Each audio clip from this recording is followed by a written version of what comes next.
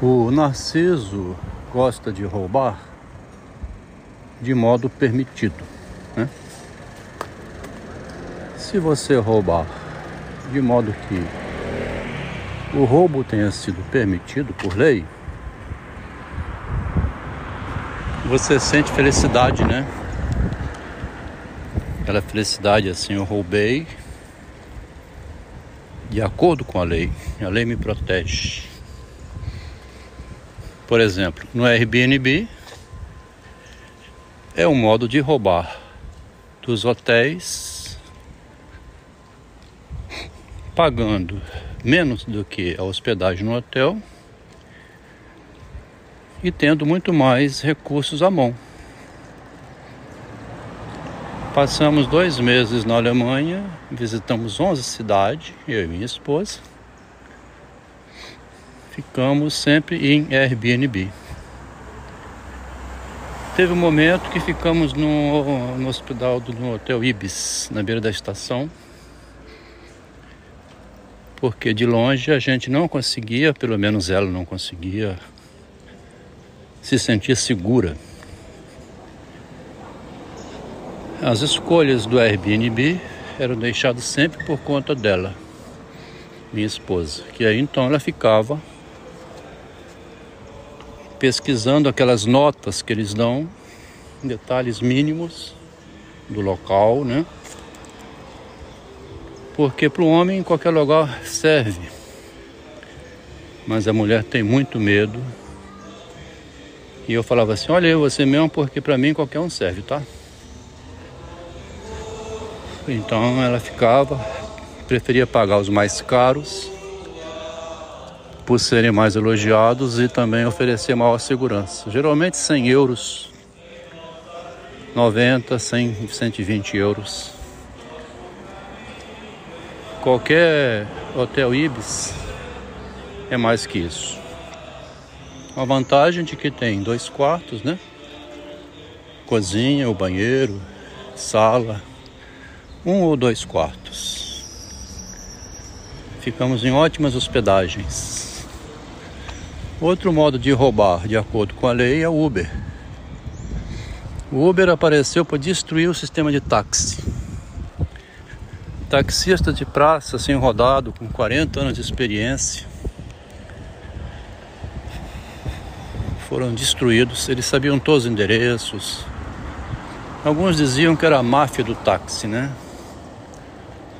O táxi é gozado porque eu andei pesquisando o táxi no mundo inteiro, em Tóquio, Nova York, Buenos Aires, Montevidéu, onde eu estive, em Paris, na Alemanha.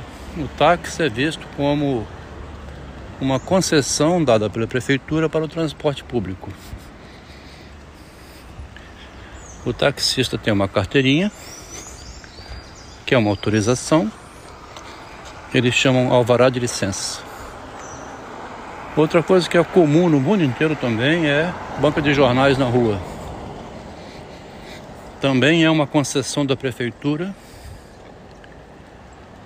que é útil à prefeitura porque uma banca de jornais oferece muita informação ao passante gratuitamente.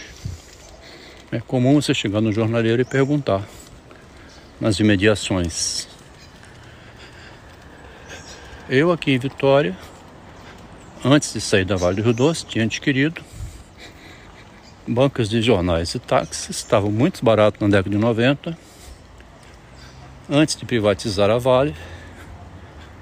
Foi o meio termo que eu encontrei para ter uma receita e depois ter uma empresa chamada Micromundo. Quando eu tive os táxis e as bancas de jornais, também eram roubos permitidos.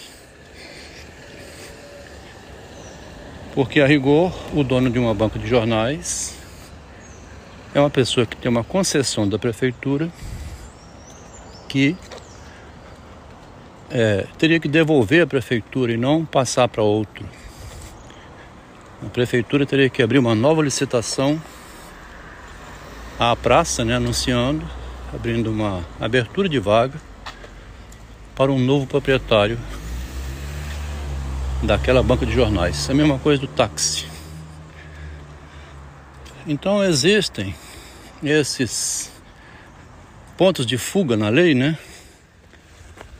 Em que você usufrui de um benefício legalmente a um preço ou em condições facilitadas e mais barato, porque a gente não quer gastar dinheiro, né? Fui descobrir agora que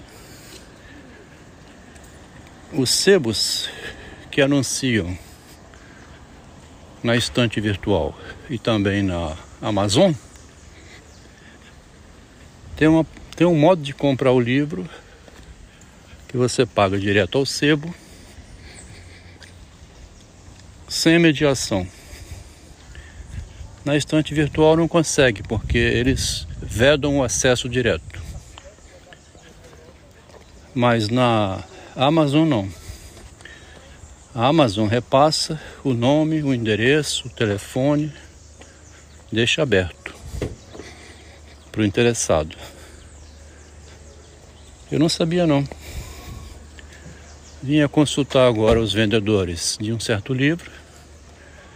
Já tinha feito antes isso e deu certo.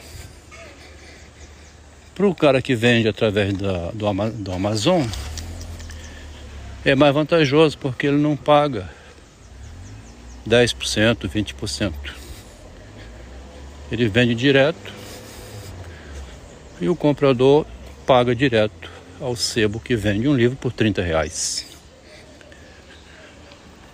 É uma maneira também, então, de roubar de modo legal, né?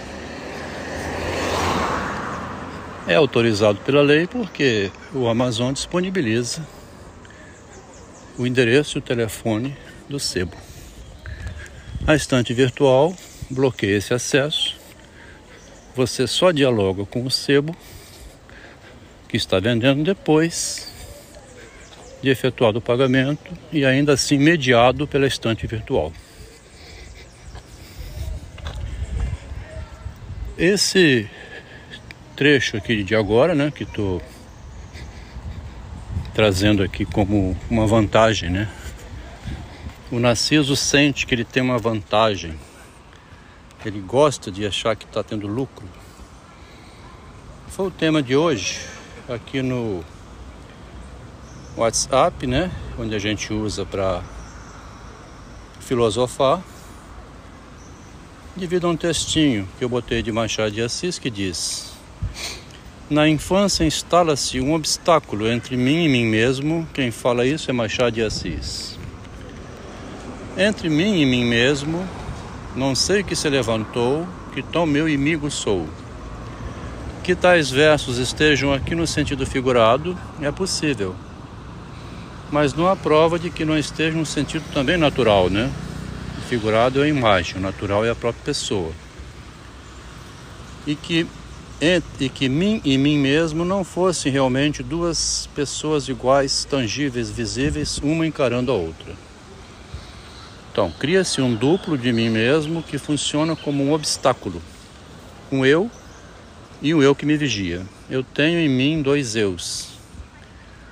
Pela minha parte, alucinação ou realidade, aconteceu-me em criança um desses casos. Tinha ido ao quintal de um vizinho tirar frutas, meu pai ralhou comigo, de noite na cama, dormindo ou acordado, creio antes que acordado, vi diante de mim a minha própria figura, que me censurava duramente. Durante alguns dias andei aterrado, e só muito tarde chegava a conciliar o sono. Tudo eram medos. Medos de criança, é verdade, impressões vivas e passageiras.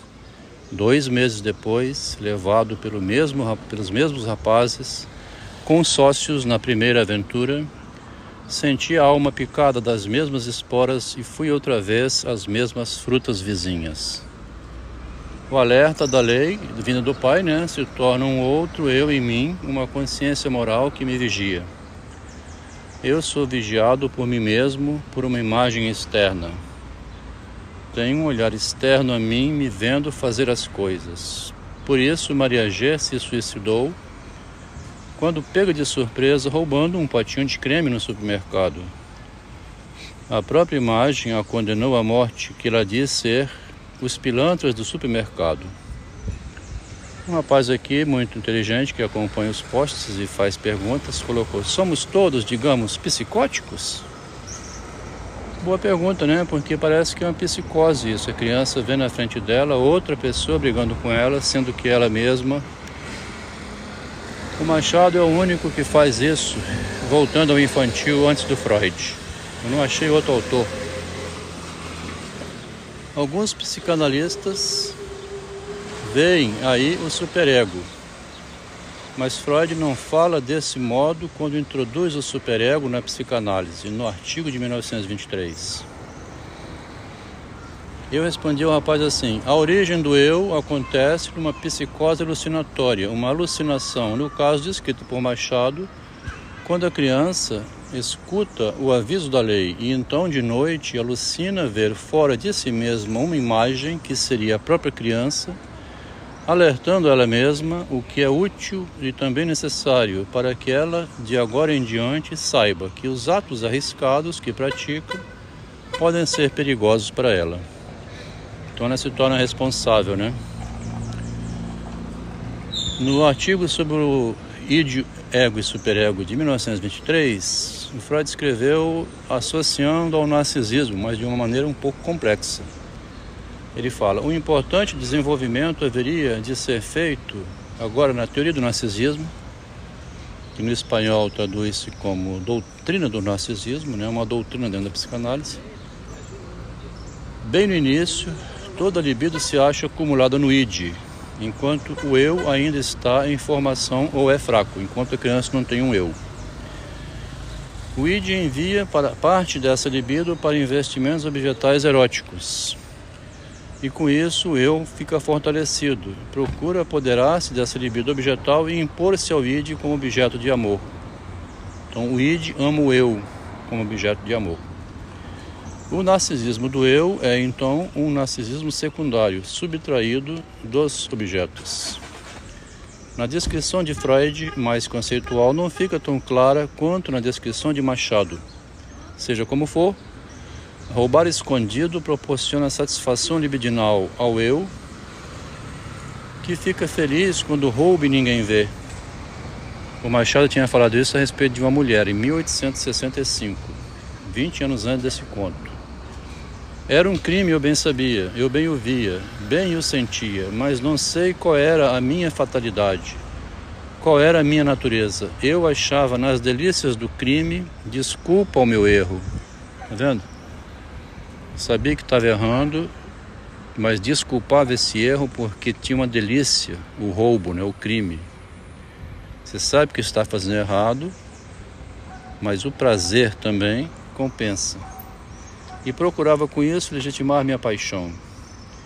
Quando for roubar, saiba que é você que está roubando e que tem sua própria consciência que está te vigiando. Por isso, dá aquele suspense na gente quando vai roubar alguma coisa. A gente vai pé ante pé, como um ladrãozinho, olhando em volta se tem alguém vendo. O eu quer roubar sem ser visto, mas ele sabe que ele mesmo está vendo.